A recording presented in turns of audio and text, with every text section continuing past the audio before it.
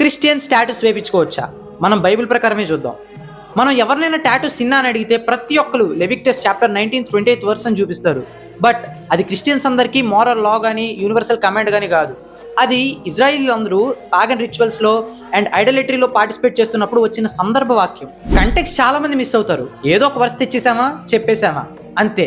మీరన్నట్టు ఆ లేవికాండం వచ్చినని మనం ఫాలో అవ్వాలైతే అదే 27వ వచనంలో షేవింగ్ చేయకూడదు అని ఉంటుంది. అదెందుకు ఫాలో అవ్వరు? అదే పాత నిబంధనలో సున్నతి కలిగి ఉండాలి అని ఉంటుంది, సర్కంసైజ్. దాన్ని ఎందుకు ఫాలో అవ్వరు? ఓన్లీ ఇది మాత్రమే ఎందుకు ఫాలో అవ్వాలి? ఇక్కడ లాజిక్ అనేది బ్రేక్ అయిపోతుంది. సెకండ్ లాజిక్, మీరు బాగా అబ్జర్వ్ చేస్తే బైబిల్ ప్రకారం ఏదైనా ఒకటి పాపం అయితే అది మల్టిపుల్ టైమ్స్ రిపీట్ అవ్వడం మనం చూస్తాం. బట్ టాటూస్ అనేది మాత్రం కొత్త నిబంధనలో ఒక్కసారి కూడా రిపీట్ అవ్వలేదు.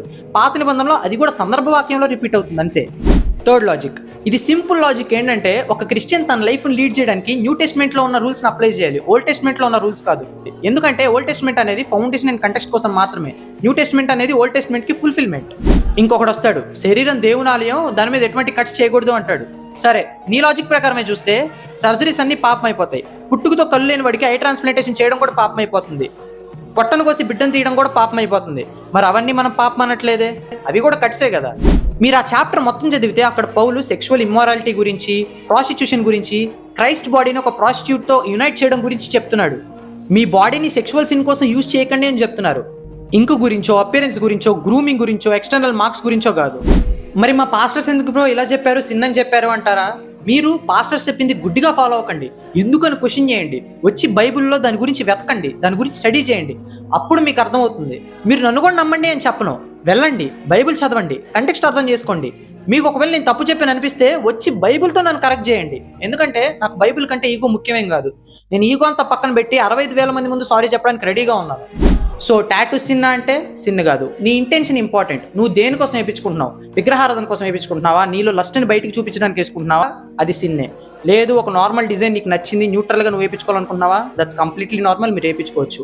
అండ్ ఈ వీడియో అనేది ప్రతి ఒక్కరిని టాటూ వేయించేసుకోండి అని ఎంకరేజ్ చేస్తుంది కాదు. టాటూ అనేది సిన్నా కాదా అని నిజాన్ని ఎక్స్పోజ్ చేస్తుంది, అది కూడా బైబిల్ ప్రకారం మాత్రమే.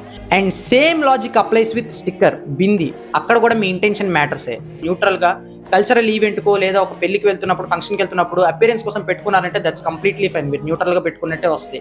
లేదు నేను వేరే దేవుడికి మొక్కడానికి పెట్టుకుంటాను అంటారా? అది సిన్నే, గుర్తుపెట్టుకోండి. మా పాస్టర్ చెప్పింది కావాలి, మేము గుడ్డిగా ఫాలో అవుతాం, మాకు ఈ లాజిక్స్ ఏమొద్దంటారా?